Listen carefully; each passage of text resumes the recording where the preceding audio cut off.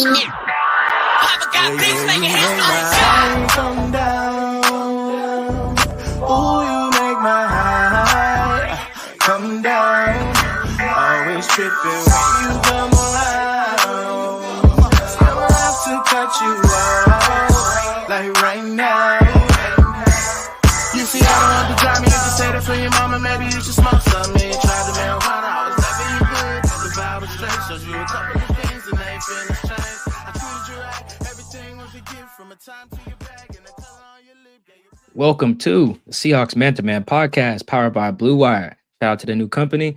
My name is Michael-Shawn Dugar.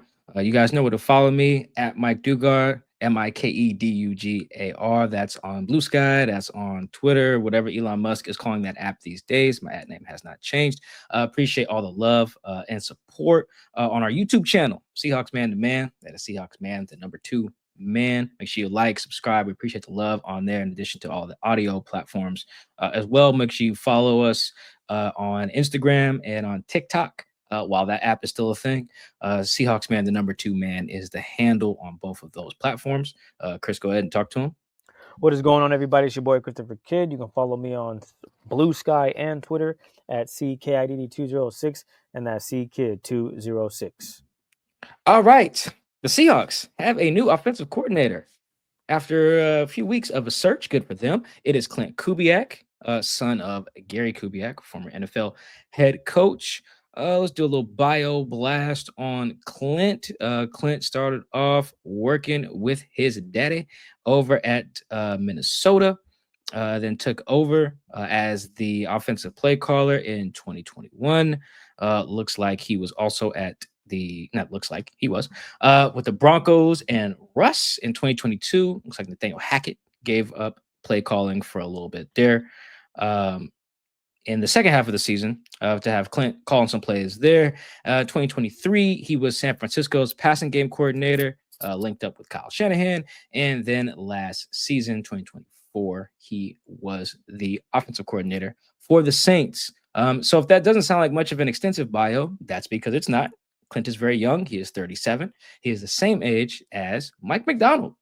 And he's younger than Grubb, but far more experienced than Grubb. Obviously, Klint's been around a little bit. His daddy coached in the NFL, so that helps. You get one of those kids who's just been around the NFL a bunch, called plays in a few different stops, 2 times full-time in Minnesota and New Orleans, and once for like a half a season with Russ. With Russ, actually. I just put that together. Yeah, good for him. All right, Chris, people want to know what we think. What you got? Yay, nay? You like the hire? Yeah, this is an interesting hire for sure. As you mentioned, dad coached the game, so he definitely knows ball. You saw what the Saints did the first couple of games this past season. Got off to a really hot start, and it's not like they were groundbreaking plays that they were calling. They just had the right play at the right time, and that's all you really need sometimes, right? And that led them to a 2-0 start, and then they kind of went downhill from there. Injuries, and we'll talk with Ted Nguyen later about that. But I think for what Mike Macdonald is wanting to do, it best mirrors what he was talking about, right? With the run game and being able to have a play action pass out of that run game. And when you look at what the Seahawks struggled with last season, run game and play action. So you bring in someone that can help resolve issues, but they really got to figure out the trenches. They really got to figure out what they want to do offensive line wise, because there's a lot of questions there. I think, Mike, you only said I think it was 2 weeks ago or last week, that there's only maybe 2 guys that you want back on that offensive line. Correct me if I'm wrong. Oh, yeah, Abe and Charles. That's it. So that's kind of bad, right? You only have 2 linemen that you are like, yeah, we got to have those guys back instead of 3 or 4 guys. You only have 2. So they have a lot of holes that they need to fix. And a lot of the draft picks they've had didn't pan out. So now you're not even looking at those guys unless they have a really good offseason. But when you bring in Klint Kubiak, you're looking to have all that figured out, and he can just get rolling with what his offense is going to be and what it looks like. Because the problem the Seahawks had last training camp, they were rotating guys before week 1. Got to week 5, and it was still a rotation at right guard. Couldn't figure it out. That can be the situation going into 2025 campaign. That cannot be the situation. So I'm excited for this hire. I think there's a lot to be said about Klint. He's been around the block. This isn't his first opportunity as an offensive coordinator, but I think he's in a really cool spot. As Mike McDonald mentioned before the season ended, this is one of the hottest jobs. Well, Klint, you got one of the hottest jobs. You got a lot of weapons. You got a good quarterback in Geno Smith. Let's see if you can put up points on the board and have a top 12 offense in the NFL. I think that's a good bar to shoot for. Mike will probably tell you top 5 because Mike, he grades higher than I do. But I will say you come in, give me top 12 offense. I think that puts you in at 11 wins or more. Let's see how this shakes out this upcoming season. So that's where I'm at with it. I'm excited to see what Klint Kubiak can do with this offense. Let's actually look through the top 11 since you bring that, or top 12, right? It's top 12.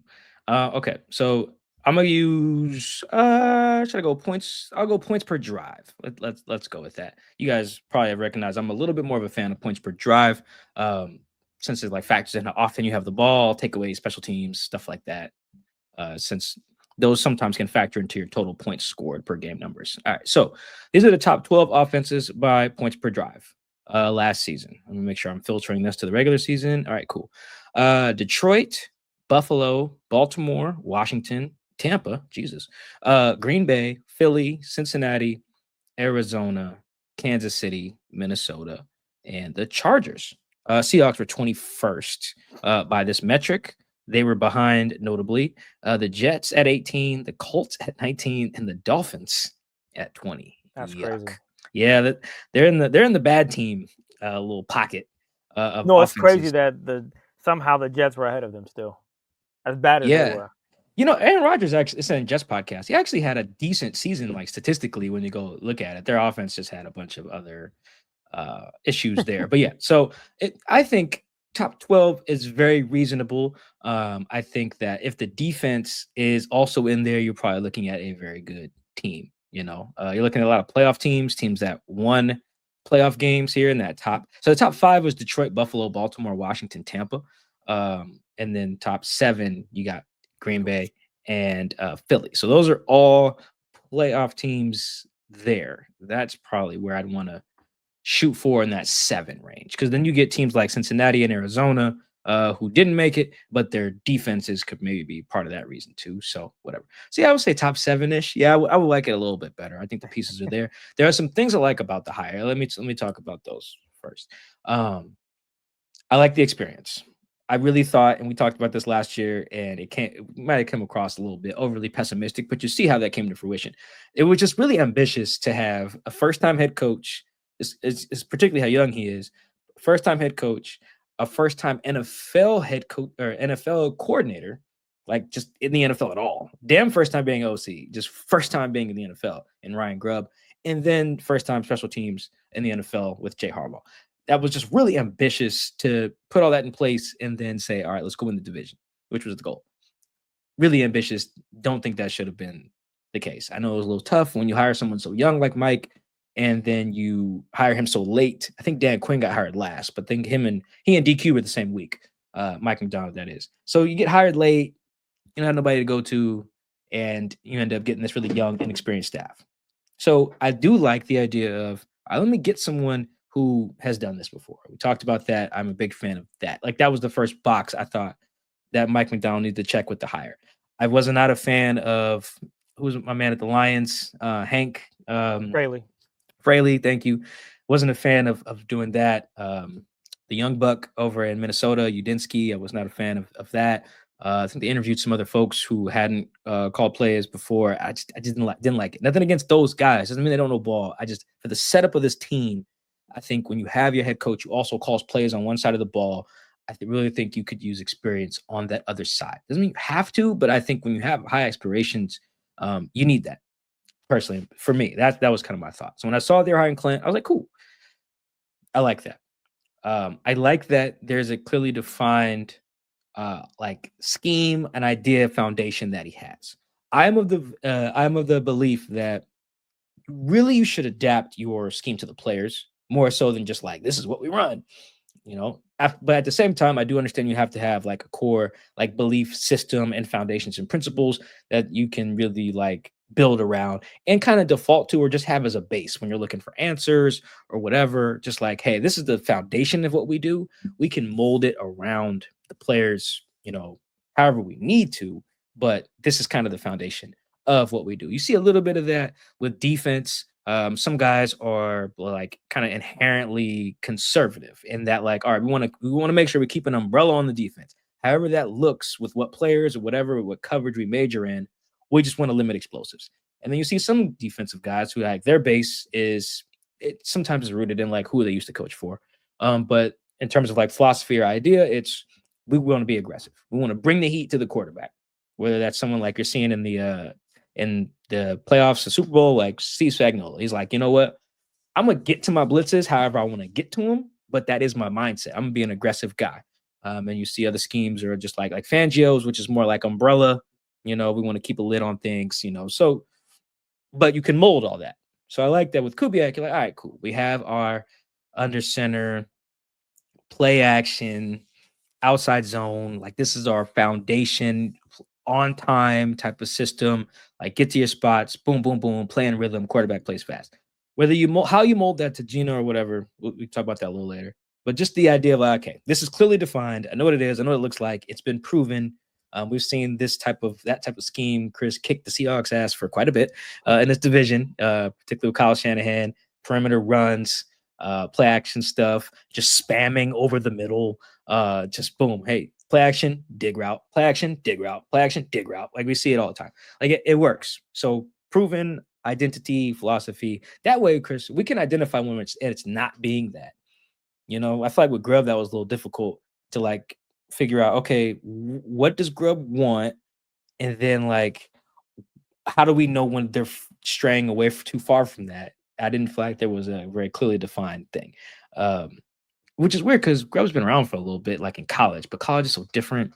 So I do like those two things. The third thing I liked is that specifically in New Orleans, they had guys who like, if you went to New Orleans like 2024, you just walk into training camp, like, all right, what should be the vision here for the offense?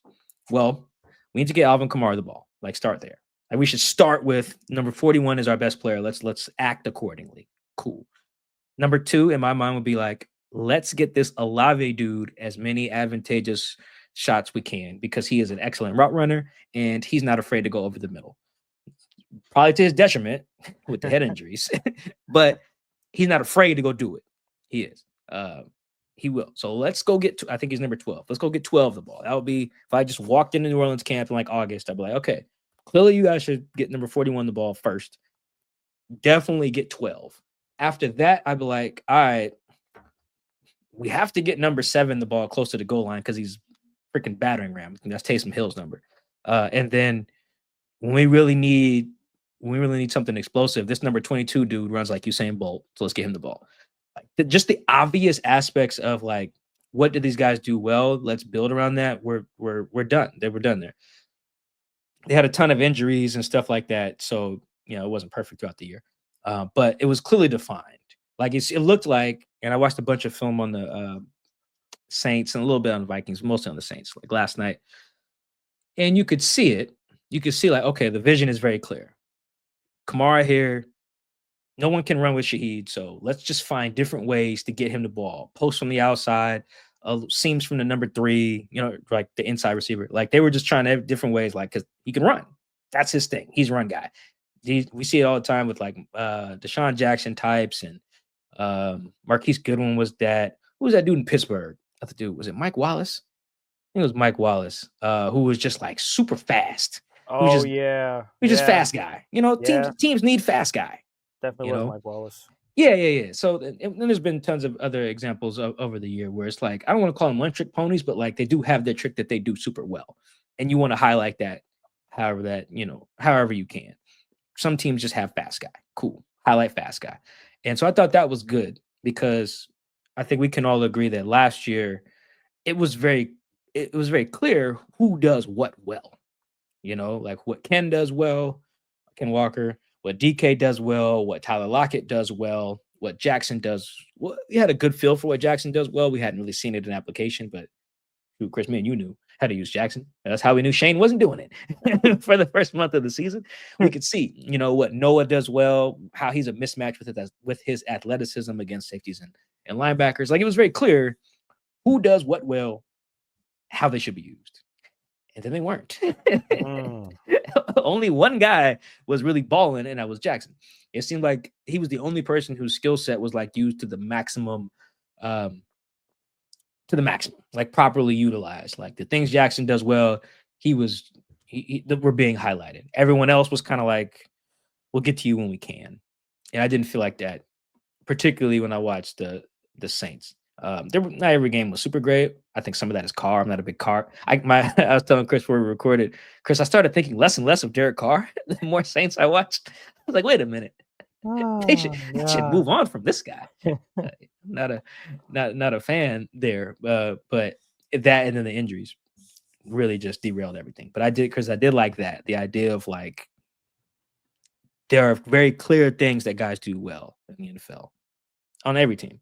But particularly with the Saints, it felt very defined, very similar to how it feels defined with the Seahawks roster. You just got to go do it, go maximize it. And I thought that was done really, really well there. And I'm hopeful those three things kind of stood out in the positive when I was like, all right, let me see what I liked from the Kubiak offense, particularly last year. Yeah, that's fair, man. It should be a fun one, right? Just because I think the experience is something that a lot of people would really want, because, as you mentioned, it's very tough to just first year doing this. Like, O-line stinks, as you like to put it, and this is what they're giving you. And previous season, Ryan Grubb had the greatest offensive line in the country. Good luck, brother. Good luck. And it never came to fruition. Now you have a guy that's been around the block. He's already studying tape. He knows the weapons that are available here. You got DK that can do any and everything. K9 can do a little bit of everything. JSN is a guy that can be really good everywhere, but he is, I think, strongly suited just in certain spots, just because he doesn't have the take your top off speed. And we'll see what they do with Tyler Lockett, because that's going to be another question. Because if they go out and get someone that's fast, like a Shaheed, that can take the top off the defense, and you have two guys in DK and Shaheed, well, okay, that just creates more problems for that defense. Not to mention, the Seahawks can run the football, so play action becomes deadly, because now you're so worried about Ken Walker getting loose. You got two dudes that can beat you over the top anywhere on the field. So good luck game planning for that. But I am the more and more you talk, the more and more we have discussions about it, the more and more I get excited about just seeing what Klint can do. Because as I mentioned, he's not going to, whoa, that was Detroit Lions, like crazy trick play there. He's not going to do that to you. It'll be a simple play, but it'll be like, wow, it's a touchdown, because the elements of the game worked out. They ran the ball 3 straight times, stretch. Oh, it's 3rd and 1. We caught you with a deep ball because your safety crept up. And we have two fast dudes on either end. We had one to do a crosser, safety bit on the crosser. Oh, there's a post behind that. Oopsie. Yeah, we just dropped it off to him for a 45-yard bomb. 6 points. That's something the Seahawks just couldn't do consistently. Couldn't do it at all, actually, when you talk about play action. There were very, very few times where I said, wow, that was a beautiful play action. That was artwork. That didn't happen that much last season. So being able to have an outstanding run game just creates so many other problems for a defense. And it makes your offense look good. Mike said top 7. I'll be okay with top 12. Hope they can be in that range. Let's just be hopeful they crack the top 12, okay? Let's just start there. Can you crack top 12? I know that's moving up quite a bit. That's moving up 11 spots if my math serves me right. So that's a lot to ask for, but you said they were 21st or 25th now. Hang on. From last year? Last year they were 21st.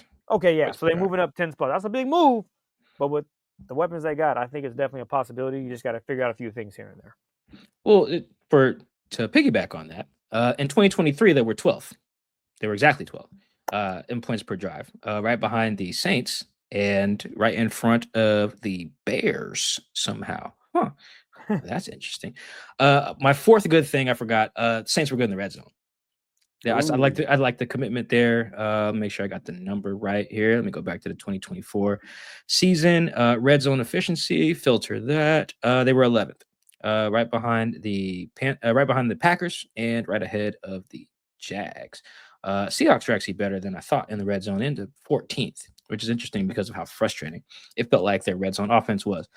So here's some things I have questions about or like / concerned or very curious. I think that Geno particularly is a lot better suited to handle more on his plate than quarterbacks do in the kind of Kubiak Shanahan meld mesh type of scheme. And we'll talk to Ted. He's a little bit better at detailing that than I am. But in the Cliff Notes version, and let me plug this TED article real quick that I thought was good. I wrote about the Kubiak fit.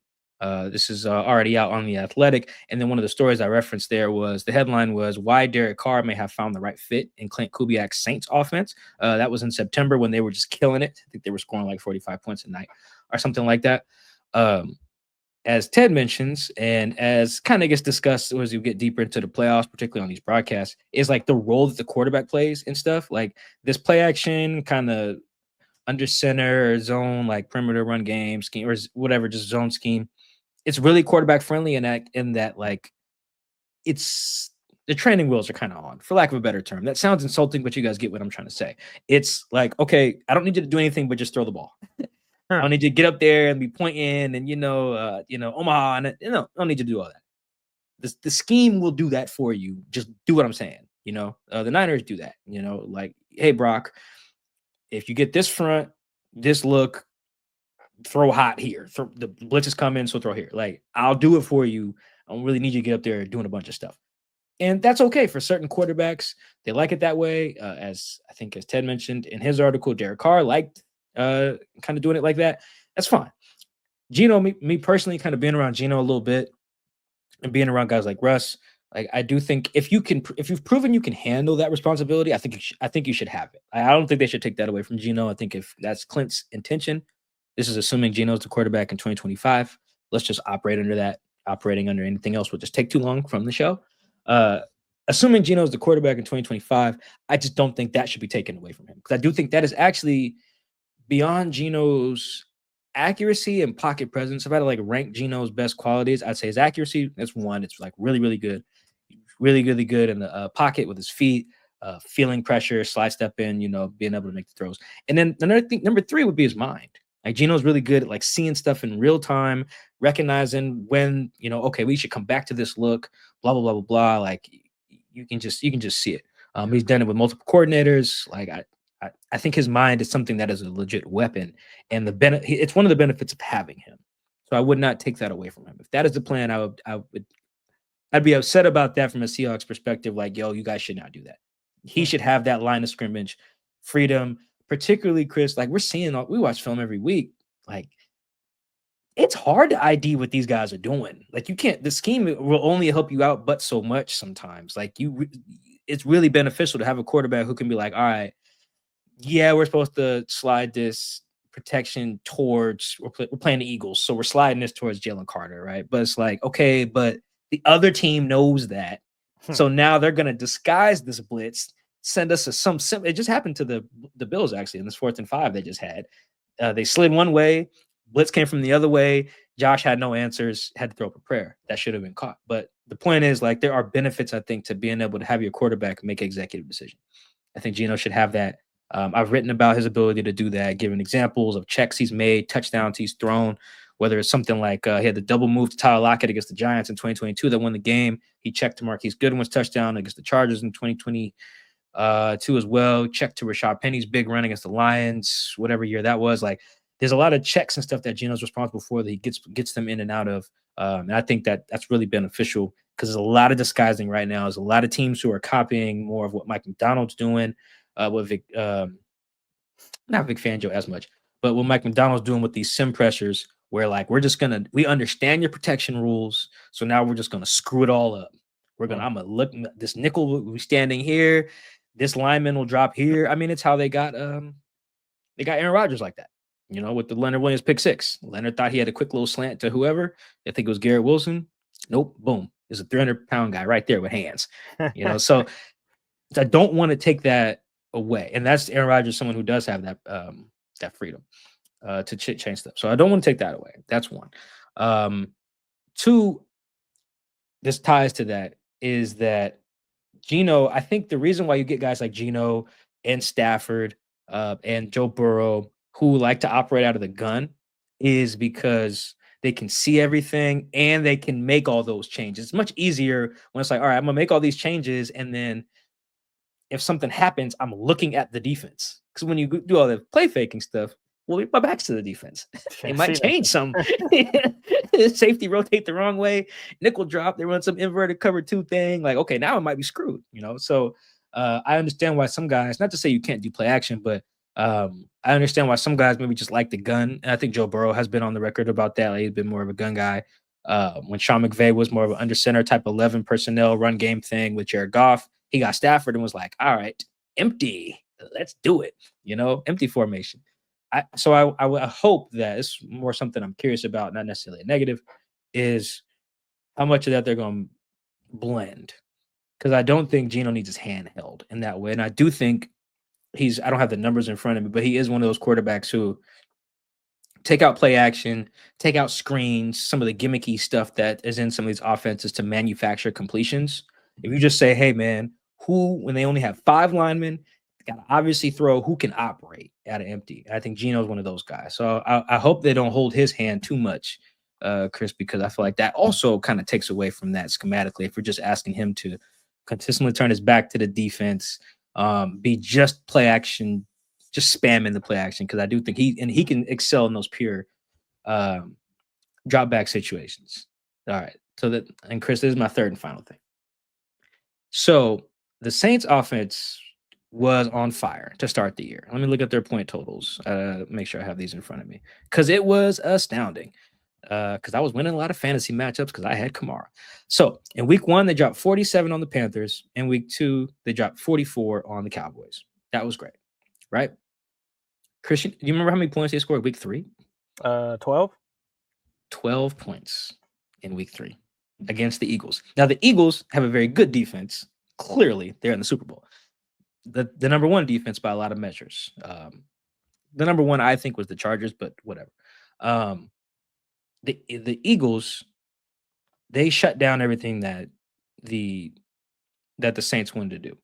And one of the ways they did that was they borrowed kind of this the way you do your front. So you guys remember that Super Bowl where the Patriots beat the Rams, and the Rams had that outside run game, and Belichick was just like, what if I just put more people on the perimeter so then you can't run into the perimeter?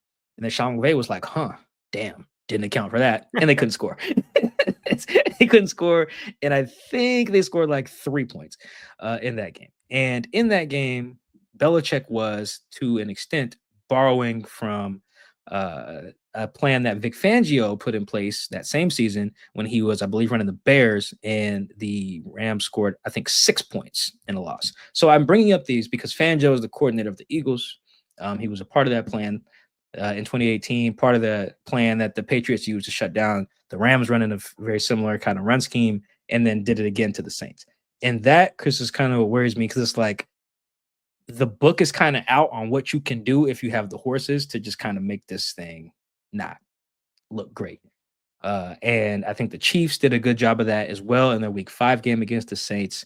So I think the whole thing was predicated on, well, our linemen are better than yours. And after about 4 weeks, that was not true for the Saints. When healthy, their O-line was actually really good. And they were kicking ass. But as soon as they ran into some other dogs, scheme could not help. They were still getting some deep shots here and there and still being able to run, but it was a lot tougher. Like, schematically, they were losing. And it didn't take that long for it to happen. Like, literally, it happened in week 3. It wasn't even like down the road. It was like, okay, people have kind of figured you out. Like, it took 3 weeks for Fangio to be like, I know how to stop this. I've done it before. And Steve Spagnuolo was like, I know how to stop this. Seen it before. So that's something I kind of have like a little bit of concern of, is like, that scheme's great. It's cool. It works. We've seen it. We've also seen it not work. And like, not just like not function well, like extreme other end of the spectrum, where like teams are not, like you said, 12 points. I went from scoring 40 to 12. And I don't think that was fluky. And in that Chiefs game I mentioned that they had, I think that was the Monday night game this year. Let me see what they had in that game from this year, because it wasn't a lot. They scored 13 points. and they lost to the Chiefs. And I'm using Chiefs and Eagles as examples because those are the games I just rewatched, but you can find others too. The point I'm trying to make is that kind of concerns me because the drawbacks are so obvious, and particularly once you take away there's the schematic part of it up front, but then also if you take away the responsibility from the quarterback or he just can't handle it, well, then now you're kind of screwed, which is why I don't want them to take that away from Geno. So I feel like there's some positives there. Try to talk about those first, but also there's some things that kind of I'm a little nervous about because it's not like this is just like some new scheme. It's a scheme that people are running that they've run well, but it's also one we've seen get shut down on multiple occasions, including like the biggest games of the year.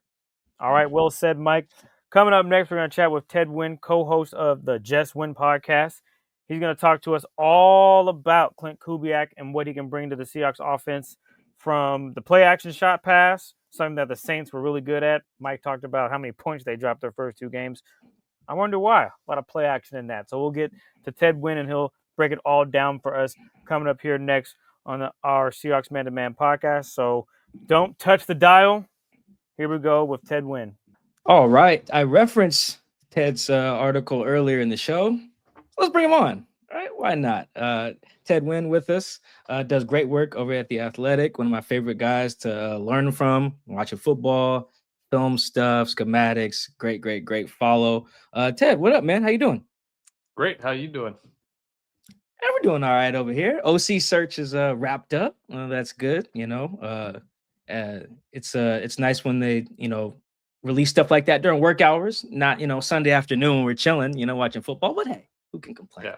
Well, I'm doing a Raiders podcast, and now the Raiders got your old guy Pete Carroll. So, learning more about him and see if he could get it done in Las Vegas. Yeah, I watched that press conference with SpyTech, whose name I can't believe is real, and Pete. And I think I saw Tashawn, shout out to the homie, Tashawn tweeted, take a drink every time they mention Tom Brady, which they did a lot. I was thinking take a shot every time they mentioned the word compete or love football. Oh my God, you'd be hammered at noon. That's all they were talking about. Love football, compete, and we're here because of Tom Brady. Very entertaining press conference. But let's talk about Klint Kubiak, the Seahawks' new OC, most recently the Saints OC last season. He's had a few other stops prior to that. What are your overall impressions of Klint as a play caller? Not just limited to New Orleans, but maybe some of the other places he's called plays as well.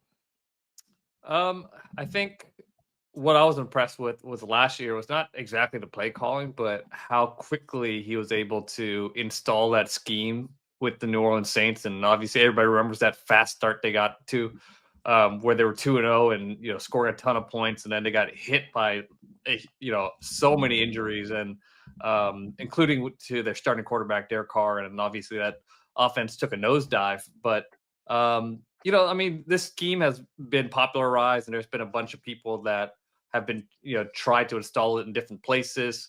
And I thought Klint did a good job. Those guys were playing fast. They were run blocking. They were blocking outside zone well. Obviously, those play action concepts, those staple play action concepts were explosive for the Saints early on. I don't know if it was anything specific he was doing as far as play calling, but as far as just getting that offense installed and getting it, all the details and all the nuances and all those things very quickly. I thought that was the most impressive part of that New Orleans Saints start. I want to know more about, so that Shanahan's kind of base scheme, the outside zone, the play action stuff. We don't know if that's what he'll bring here, but let's just talk about it anyway and pretend that that's kind of the thinking. Can you tell us a little bit more about some of the staples of that scheme? Let's start with the protections and kind of the QB's responsibility or lack thereof and some of that stuff.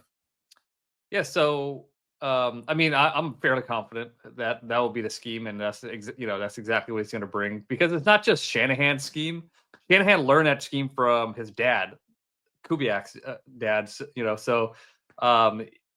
And a lot of the things that's associated with that scheme, Shanahan is still using now. And like you said, the protection plan, I think, could be seen as one of it depends on how you look at it, but it could be seen as one of the weaknesses or strengths of this system, because basically they don't want the quarterbacks to change protections in this scheme. They want to run what they run, And then when you see a blitz, they're going to throw a hot route or a sight adjustment off of it. And they want the quarterback to play fast. They don't want the quarterback to be at the line of scrimmage using a dummy count and trying to find out where the blitz is coming from and sliding, changing the protection, sliding it one way or the other. They just want to see, if you see blitz, you're going to throw this hot route, or or a receiver's going to make a side adjustment. You're going to throw it, and it works for the most part. I mean, you see Brock Purdy play really fast and well right off the bat in the system. Jimmy Garoppolo did it. Derek Carr, who is very used to changing protections and doing all those things, he had success with it early on, and he said he liked the freedom. It gave him kind of a mental freedom to do it. But the drawbacks are against some of these more complicated blitzing schemes that uses simulated pressures where they might not even bring a fifth rusher. They could kind of manipulate you into doing things. And ironically, Mike McDonald is a guy who is really good at doing that. And he had a lot of success against Shanahan coaches and Shanahan systems because he does things like that. So there's kind of this conflict, I guess, and maybe there will be a little bit more of McDonald influence over Kubiak to kind of change what he does. And we know Geno Smith is a smart quarterback, and he could do those things, change the protection. So maybe there will be some adjustment with that part of the offense. And let's now look at the run game. What are some of the things that when people are looking for, like, this is what Klint Kubiak's scheme will look like in Seattle? Because the run game has been just bad. They didn't do it much last season. So what are some things we can look for and say, all right, that is a staple schematically or stylistically of like the run scheme we may see in Seattle? You're going to see a lot of outside zone. You got to see a lot of two-back outside zone. I don't remember if Seattle used did you guys use a fullback a lot last year? No, not a traditional one. They were using like Brady Russell, their fourth tight end sometimes, and sometimes you throw a tight end back there. But no, this is a very fullbackless offense last season. Yeah, I was kind of joking. DK Metcalf is going to move to fullback, but I think they're going to have to find a fullback. Maybe if they like one of their guys on the roster that could make the position change, they'll do that. But I think they'll find a fullback because two-back outside zone is a big staple of this concept, and big staple of this offense. And just having that fullback and be able to change the strength of the run direction wherever you want to go after the snap is very advantageous for this type of system. So finding a fullback, and it's going to be a lot of outside zone. I think there's some guys that like to mix up outside zone gap scheme, and that's kind of where the league is moving towards. But I think for Kubiak, it's just going to be straight outside zone, mid zone, a lot of variations of it. I read your story that Mike talked about previously, and that came out in September about Klint Kubiak and basically changing the game for Derek Carr. Some of the questions that needed to be answered was the offensive line, and that's one thing the Seahawks do not have. How did they manage that offensive line? Did it actually better? Was it better than what people thought? Because I can tell you right now, the Seahawks offensive line is not better than what people thought. It's not good. So right now, trying to run the football, it could be the same situation unless they go heavy in the draft and obviously get someone that can come in here and help this whole line. But how did the Saints move past that and have some success on the ground? Yeah, I think one of the tenets of the system or philosophies of the system is they kind of neglect the offensive line. I mean, the Niners don't spend a lot of capital in their offensive line. Obviously, they have Trent Williams and a bunch of other guys. You look at what Mike, I'm blanking on his name right now, the Dolphins head coach. Oh, Mike McDaniel. Mike McDaniel, what he's doing to the Dolphins, Tyreek Hill, Jalen Waddle, and then they kind of have a bunch of like low-grade free agents on their offensive line. And their philosophy is like, we really value skill players, and we could scheme around the offensive line with our running game, quick passes, play action, and just being on rhythm. We don't need the offensive line to hold up in protection that well. And there's some drawbacks to that. I mean, obviously, when the offense is humming and you see these skill players making these amazing plays, it's like, wow, it works. But then, like, when you run into a team that makes you hold on to the ball a little bit, and that offensive line really gets exposed, that's when you're like, holy crap, this we need some guys to block. So I think schematically there are things in this offense that helps the offensive line as far as just 7-man protections and play action, or just running the ball really well and kind of forcing the defense to play the run and just quick passes will help the offensive line.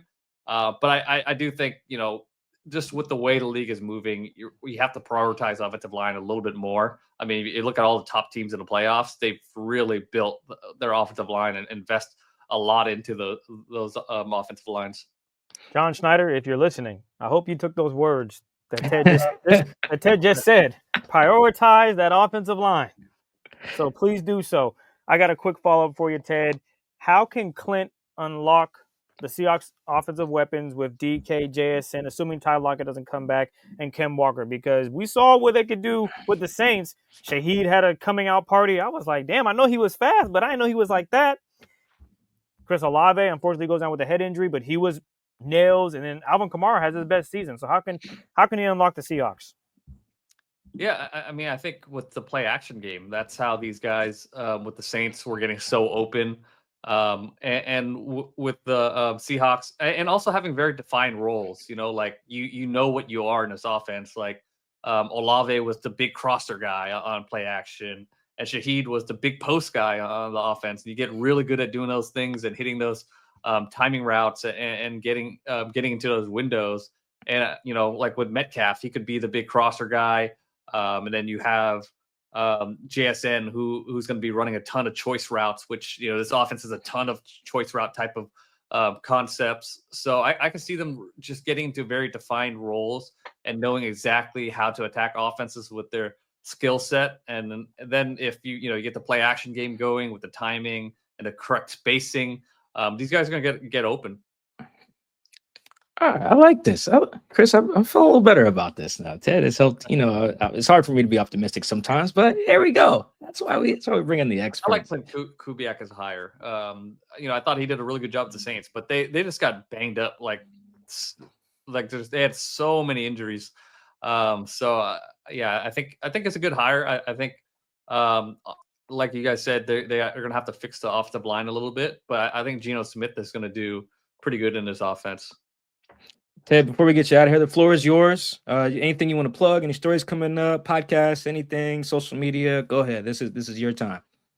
I write a weekly column about coaching decisions and kind of just reviewing the game. So I have that out tomorrow about the conference championships. So check that out on The Athletic. You can follow me on YouTube at Ted Nguyen NFL. I do film breakdowns there too.